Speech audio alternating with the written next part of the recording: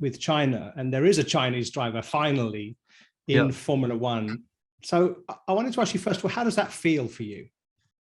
It's a big honor, obviously, to make that breakthrough, to be the first one for your country, is because it's always quite tough. Like for me, from China, and also it's the same, I think, for people from US or American, because our history or background in motorsports is completely different to the drivers in Europe.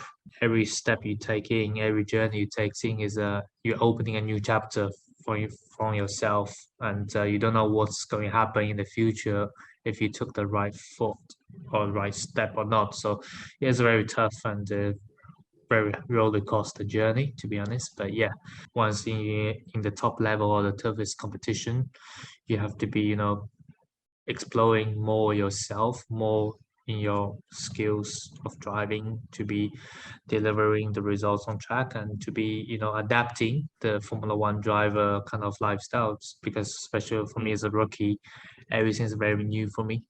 You also told me that your love of motorsport came from your father taking you indoor karting, and you rode in the back of the two-seater car. Yeah. And I wondered, are your parents coming to the races? Have you had a chance yet to take your father on a racetrack with you? They was here for the very first GP. So my mom was here for Bahrain, not my dad, because my dad is still in China with business, all that stuff. I think it would be nice, to maybe take my dad for a ride, not to my mom, because otherwise she will be probably warm after. And yeah, I think my dad would love to maybe take a ride. So maybe one day I can do it, maybe back home, in Shanghai International Circuit. At the Bahrain Grand Prix with your mother there, who was more nervous before the event, you or your mother? I don't know how she was, but I was like very nervous, because I was like the most nervous I ever felt in the last 2 years, maybe, because it's a very first Grand Prix, that special feeling, but also you get very nervous because you're like on the grid. When the national anthem starts, you like, I'm actually here with all the other 19 drivers on the grid. So that's very special, because normally like you are watching on TV or watching in a garage box, which it felt completely different. So then, yeah, about to start my first Grand Prix. So that was very nervous the whole weekend, to be honest. And what about your teammate? Is it helpful having a kind of established star? Valtteri has had, 182 starts, I think, 10 wins. Is that helpful? Definitely, it's not easy to be, of course, to be adapting, to be up to speed like him, like in my, like maybe second start, third start, now the fifth start of my ever Grand Prix. So it's not easy to do that.